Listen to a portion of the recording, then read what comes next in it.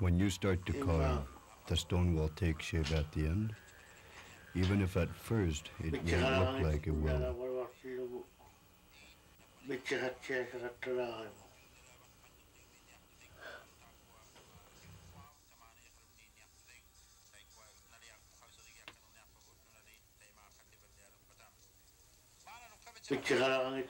Now the carving itself will eventually start to take shape.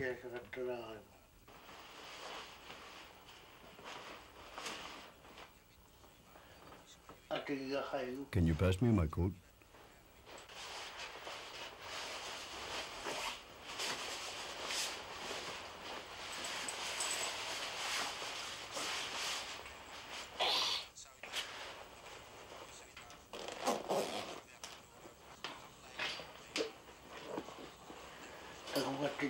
Now that you've seen a carving, you'll be able to carve one.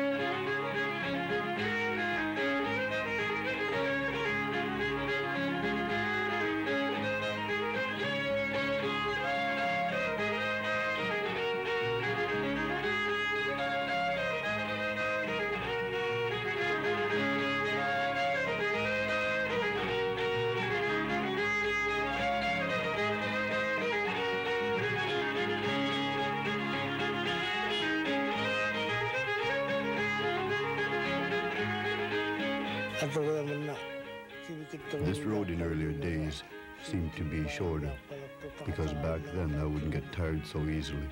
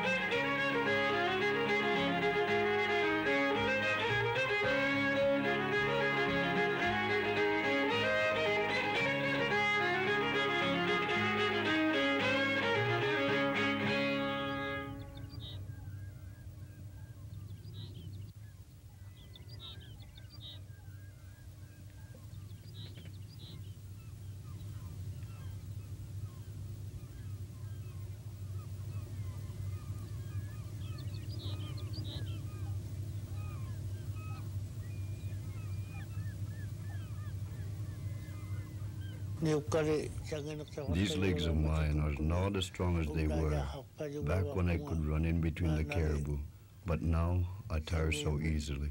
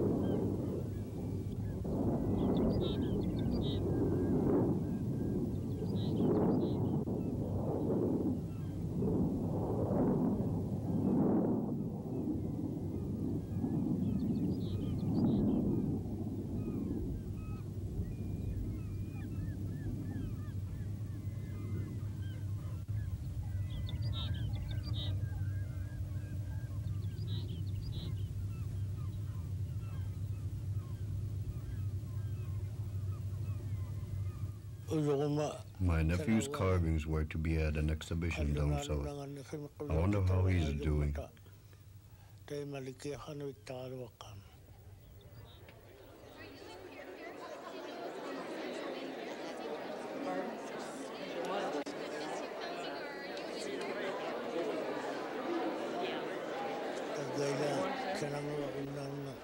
The ability to carve, like any skill, is valued.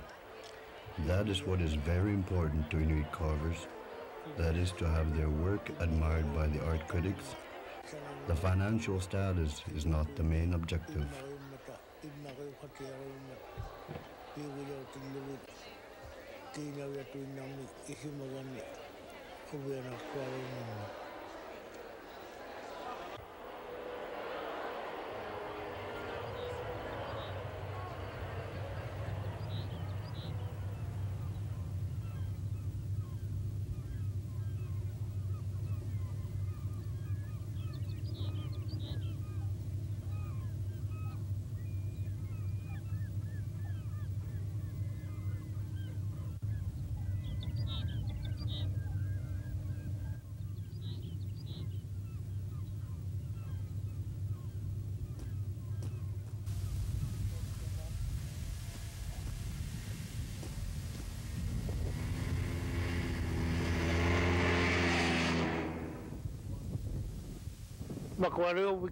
Gee, these young people certainly live fast.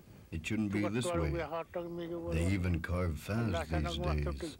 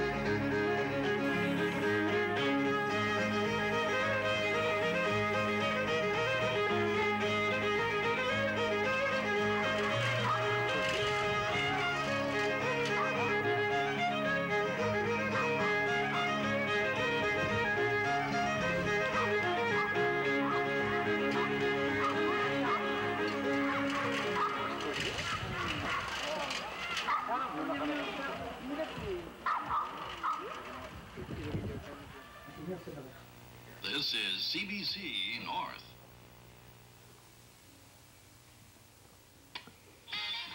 From CBC stations in Labrador City, Happy Valley, Coos Bay, Corner Road, and St. John. I want you to see this.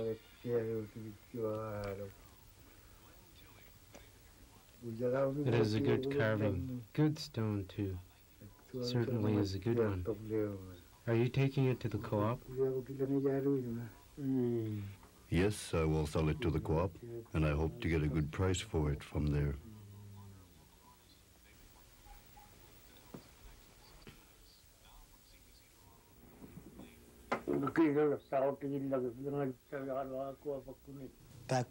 It seems we should be in real support of the co-ops, but their prices are low, and we are forced not to support them more.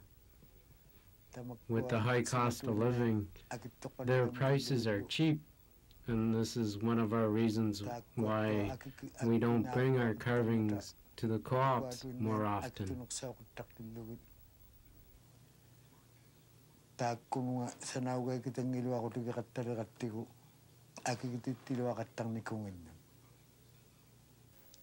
The Arctic cooperatives held their annual general meeting in Ottawa last week.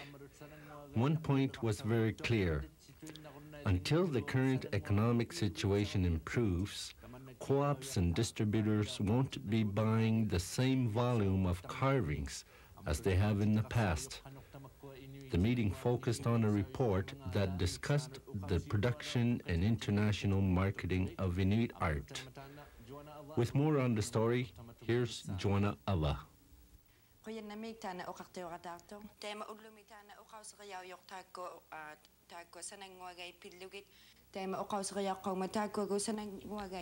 The report tabled today acknowledges that carving sales will never again reach the high point enjoyed in the 60s and 70s. With the recession, sales have slumped as much as 30 to 40% from previous levels. But that's just part of the problem. There are too many carvings on the market today that are low in price and lack creative quality. So when the rest of Canada was in a recession, Inuit carvers were still doing relatively well since their work was still being purchased. The federal government also encouraged these high expectations by providing grants to co-ops to get them through the rough times. There has always been Inuit support for a cooperative business model which retains a share of people's earnings to generate growth. The Co-ops Federation was incorporated in 1972 and the Canadian Arctic Producers in 1965.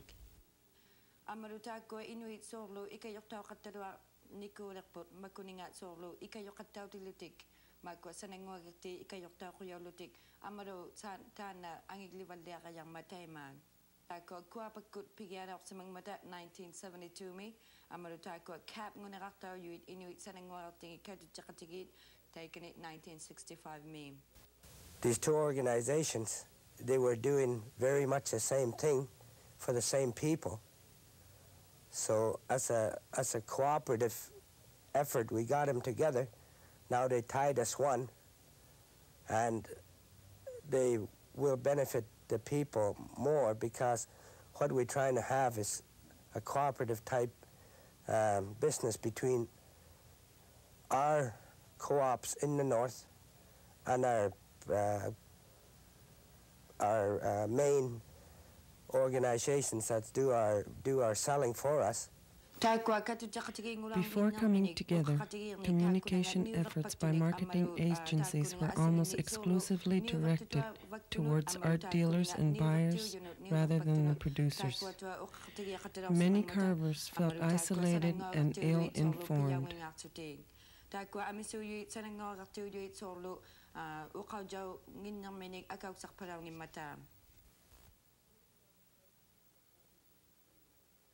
Here's how the price of a carving is determined. Let's say a carver sells his work to the co-op for $100. Canadian Arctic Producers will buy the carving from the co-op for $150. The $50 profit helps the co-op to pay for its heat, power, transportation, and shipping costs. Canadian Arctic Producers will then sell the carving for $225 to a private dealer. With the money they make on the sale, CAP can open new markets for Inuit art in Canada, the United States, Europe, and Japan. Canadian Arctic Producers has no guarantee that the carving it buys will actually be purchased by dealers. But even if a carving is not sold, the artist gets paid. The private dealers decide for themselves what the price of a carving will be in the South. CAP can only suggest a price. In most cases, dealers will double the price of a carving, which would bring the value of this carving to $450. Dealers are free to charge whatever they feel customers will be willing to pay.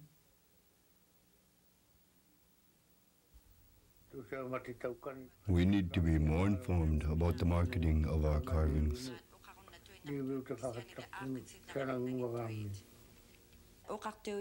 According to Bill Lyle, an ACL spokesman, going for the best price can only be a short-term advantage. He indicates that he too would like to see the co-ops offer better prices, but in the long run, it's only hurting the co-op movement. When a hunter came back with any game that that was taken, he brought it back for the whole community to share.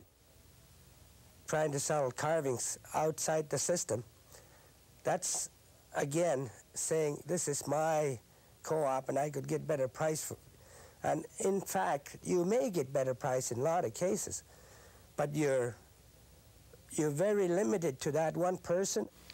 The opinion I have expressed to my fellow board members is that there should be a simple system of selling carvings, not going through so many channels. The artist sells to the co-op, this going through only 3 dealers. The other procedures could be used as one of last resort.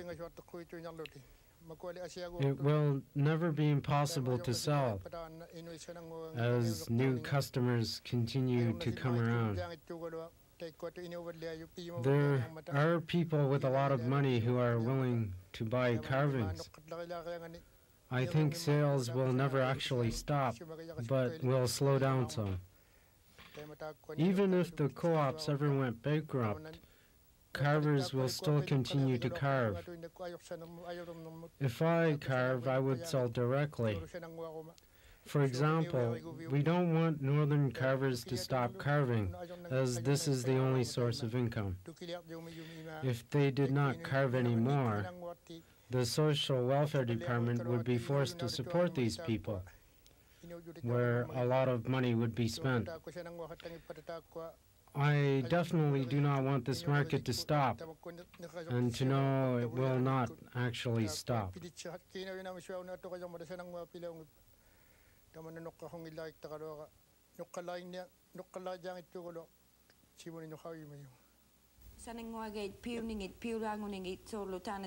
High-quality work is the first step in successful marketing strategies. Generally, buyers bid at an auction according to the carving's appeal, its quality of workmanship, its uniqueness, and the popularity of the artist.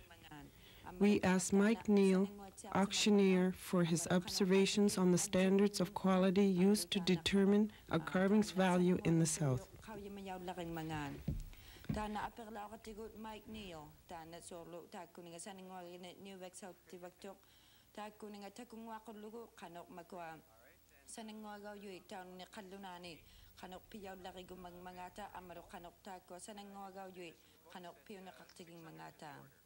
$600 to the order, and $700, $800, $900, $1,000, $1,000. My bid of $1,000, $1,100.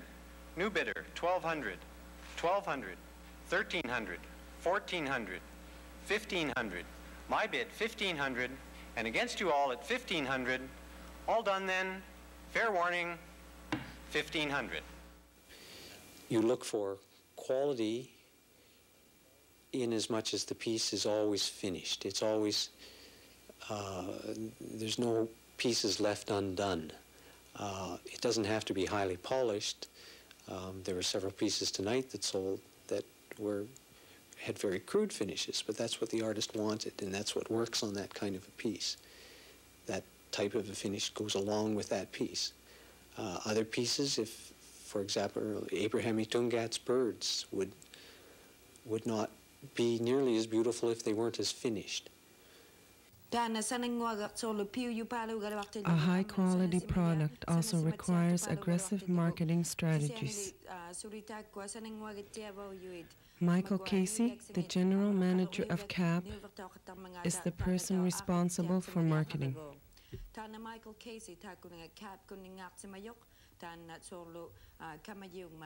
Our strategy is to find a good, reputable art dealer in a community that would be interested in carrying Inuit art in conjunction perhaps with other art forms, and assisting them with exhibitions, one-man shows or community exhibitions, some advertising material to promote the art in individual cities or centers. We're very pleased in the quality of work that's coming in right now. The recession caused a great deal of hardship in the northern communities, and this directly affected the lives of the people.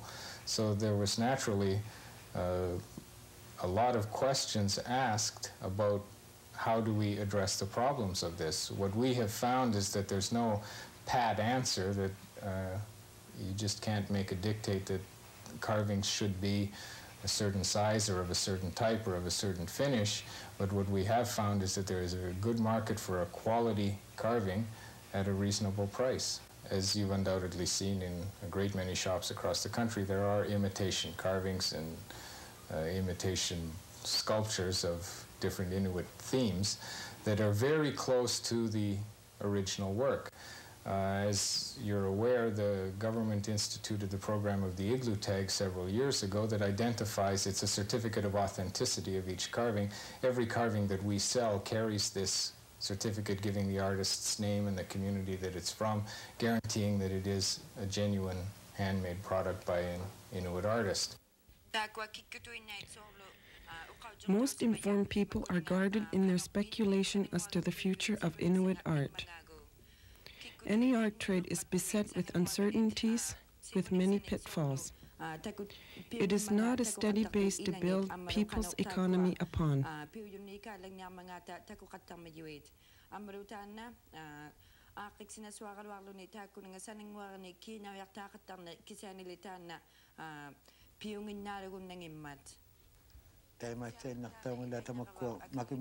Our younger generation should know the Inuit way of living.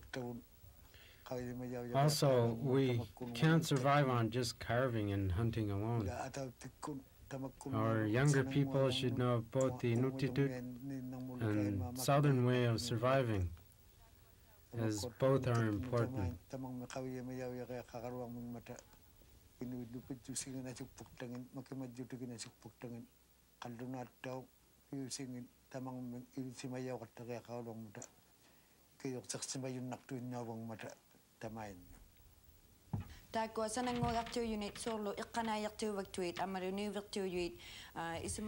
People working with Inuit art believe it is the artists in the north who will help shape the future of their art. That in itself will make their co-ops and their marketing schemes prosper.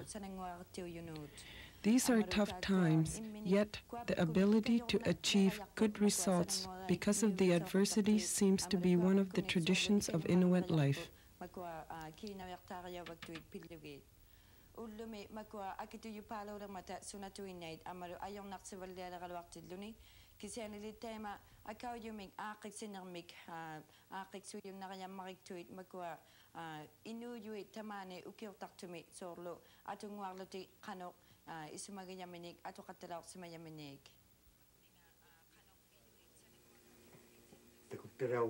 By the way, take a look at this.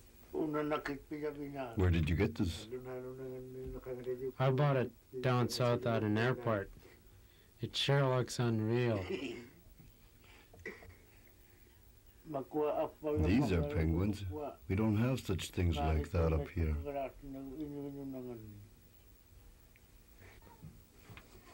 I'm going to have to go now because I have to go and sell my carving. Yeah, tell me what kind of price you get for it. Okay, I'll make a note of the price as soon as I get it.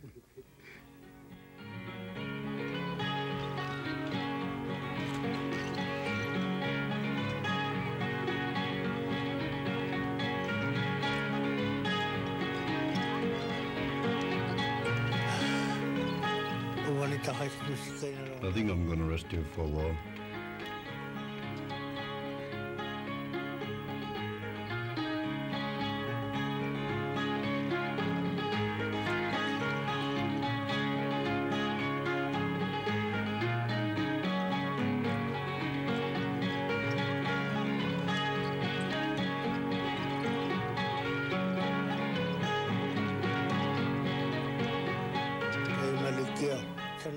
I wonder who bought the drum dancer carving that I made, since it was a very difficult piece to carve.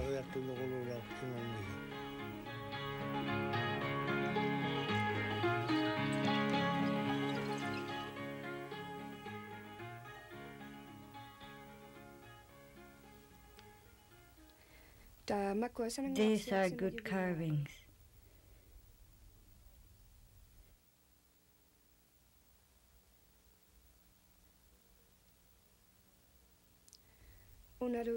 This one is done really well too.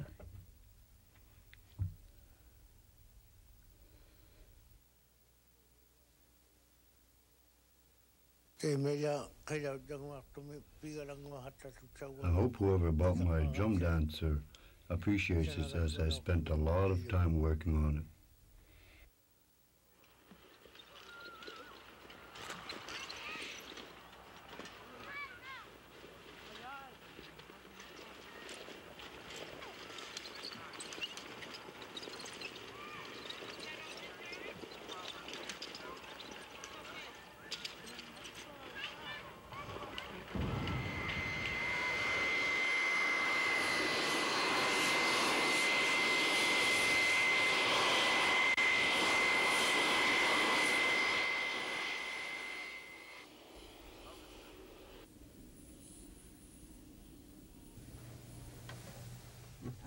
This is a good carving, done well, also a black stone. Black stone carvings are more in demand. Will you take 200 for it? 200. I was actually hoping for $250. At present, we can't pay more than 200 because larger carvings get quite expensive after being shipped down south.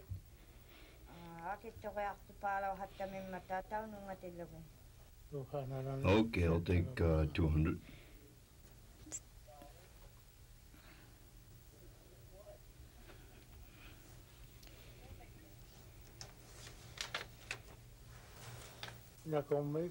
Okay, thank you very much. Now I can get something from the store.